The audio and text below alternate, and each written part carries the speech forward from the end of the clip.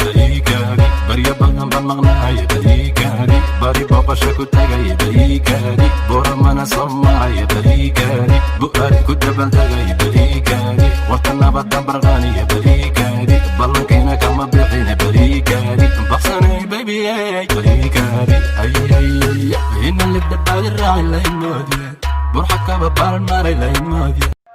بسم الله الرحمن الرحيم. السلام عليكم ورحمة الله تعالى وبركاته. داوديال اللي هانتين بمركز دافها عالم كأتكيس وجنتيهين يوقت ولا بإيدين تهيبة. channel كأداونيسا ودب-jacayl official فضلا هذا channel كوكوسبتاي سبسكرايب سيدو كلام muuqaalka haddii aad ka hesho like. maanta waxaan doonayaa inaan muuqaal idin la wadaago la socosho wanaagsan. asxaabta qiimaha badan waxaan idin hayaa maanta aan doonayaa in aan idin la wadaago buuggan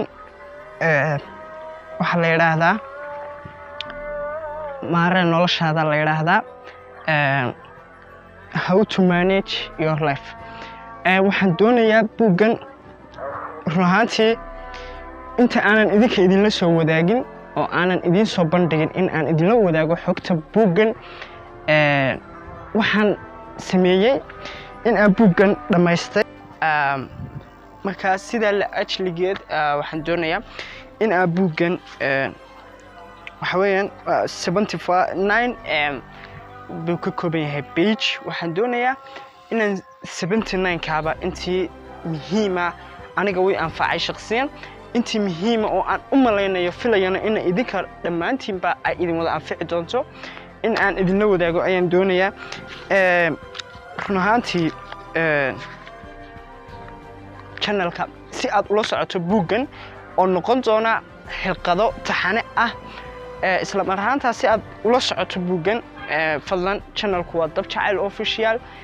waxaan si xushmad ku dheehan tahay oo galgacayl iyo walaaltinimo ku dheehan tahay idinka codsanaynaa waxaan idinka codsanaynaa inaad channelka subscribe noo saataan sidoo kale muuqaalkan like to faa'iido ay noo leedahay. runaantii waxay noo cadeynaysaa in aad muuqaalkan aad ka hesheen.